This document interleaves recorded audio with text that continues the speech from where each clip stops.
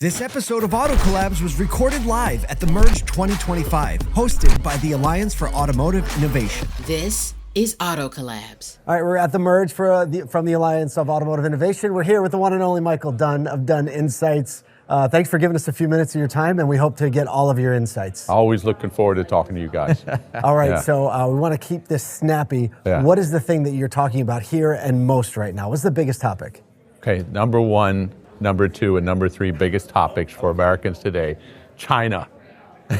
All three. All three. China, China, and China. Okay. So why? What's going on? We're on an island here. We're at ignorant bliss. That's what the term is, right? We love our lives. We're comfortable. We've got our big trucks and SUVs. Meanwhile, China's pouring in cars to every country in the world except the United States and Canada. So we feel as though, did someone cry wolf? Is there what? What's the problem? Everything's fine. Sun's out, everything's right? fine. Now, I just learned you guys are just in Kazakhstan. Yes. Yep. What'd you that's see there? A lot of Chinese manufacturers. I mean, all of them, tons over of there. them. We even visit some factories. Yeah, saw a factory where 3 Chinese manufacturers are going to be made in one factory, In one 12 factory. models. Yep. It's absolutely incredible. It's kind of like a first-time done thing. But the thing that we were saying right before this that was staggering to us, that in our island, in our world, everything is Chinese EV. But the difference that totally blew our mind, and you've got stats on this, is we saw all the Chinese manufacturers and 2 EVs. The rest Yeah, we're walking were around on the show, different like, oh, powertrains. look, it's got the screens, it's got, and then everyone's like, tailpipes? Yeah. And then we're like, wait, this is an ICE vehicle? And then we're like, Right. and so is that, and so is that, and so is that. Wow. We thought we were in an EV dealership. So much so that at first you think, oh, they just included tailpipes for the look.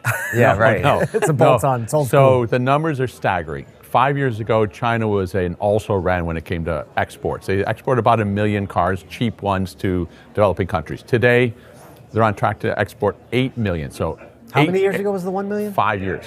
Unbelievable. So they've gone from Whoa. 1 to 8 million. And then people go, oh yeah, but that's because EVs and they know how to be. No, guess what? 70% of what they're exporting, not EVs, they're gasoline So I powered. think that blows everyone's mind like it did unbelievable. ours. That's what when we you heard saw in that stat. Kazakhstan. Yeah. So if you go to Mexico, for example, they came initially with EVs. They go, oops, they don't have the charging infrastructure. They don't like EVs. Let's pivot to gasoline and PHEVs. So they have it.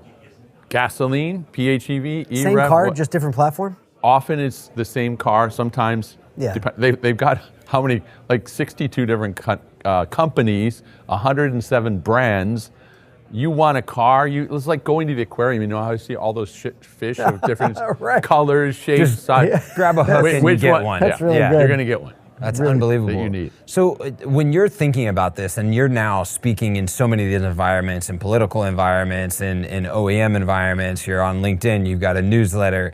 What's the encouragement? What's the pivot? What is the thing that everybody needs to be paying attention to? Okay, call to action is never before in our lifetimes have we confronted a challenge like China. So before people go, oh, but we handled Japan when they came in with their cheap imports, and then Korea, and so we can probably digest. No, this is like 15 Japans coming at us at the same time.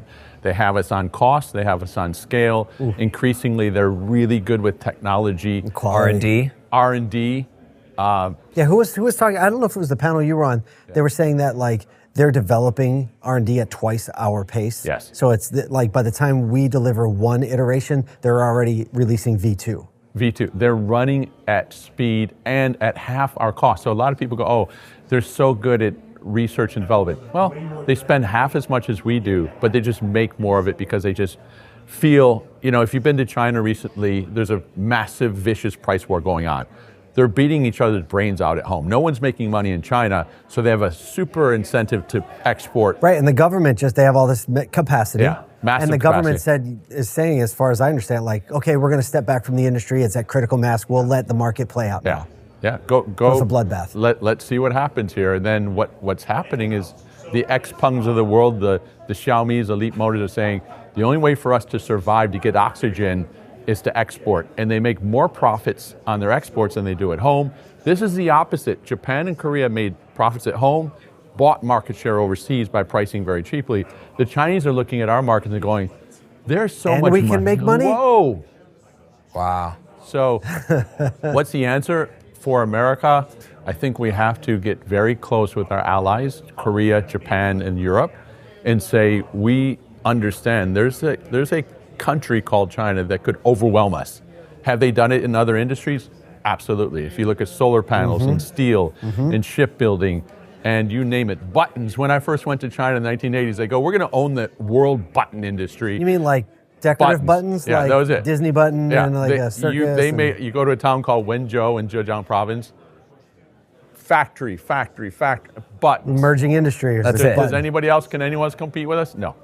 Why? Because everyone makes buttons here. Everyone makes it at scale, low cost, variety. Whoa. Oh, Thailand, you're going to compete? No. Indonesia, you're going to chance. Wow. So here we are, these many years later, automotive is in their sights. And they feel like, when I talk to Chinese manufacturers, they say, there's nobody we can't handle. Whoa. Wow. So there's definitely like with confidence. Well, and when you talk to even the manufacturers, you hear Jim Farley's gone over a couple times and been involved with this. Even the CEOs are saying we can't compete with the quality, the scale, the type, the software.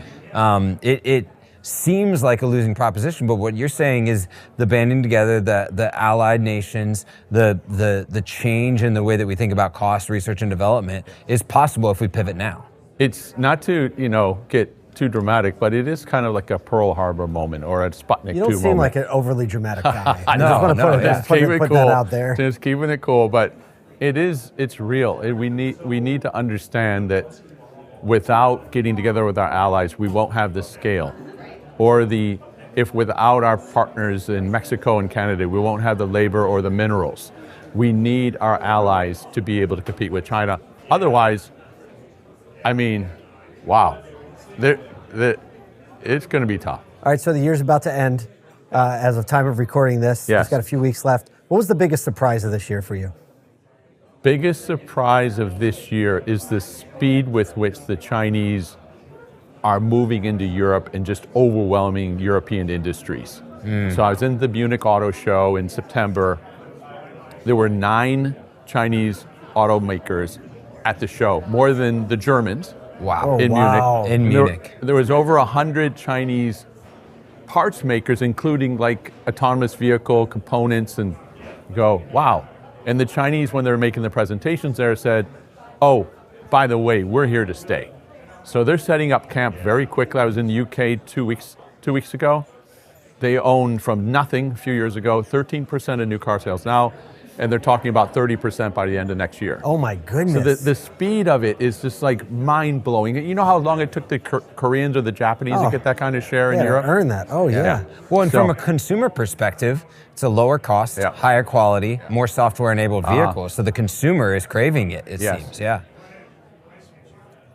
I think that's a great last word. That's what I'm trying to tell you. I don't know what to tell you. I'm looking for a sports analogy. It's like, okay, we're looking at a guy not throwing 100 miles an hour off the mound. He's like throwing 142 miles an hour. Wow. And we're looking like, and they moved the mound a little bit closer somehow because they know how to rig the game.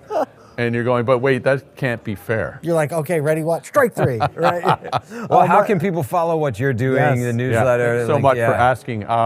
So there's the Dunne Insights newsletter. You can go to our website, dunneinsights.com. I also have a podcast called Driving with Dunne with some great guests who really know China, really know cars. And then, just DM me on LinkedIn or on X or whatever. Whatever you want to call it. Well, thank you so much. It's always great to catch up. Yeah. And I can't wait for the next time already. Fantastic. Thank you.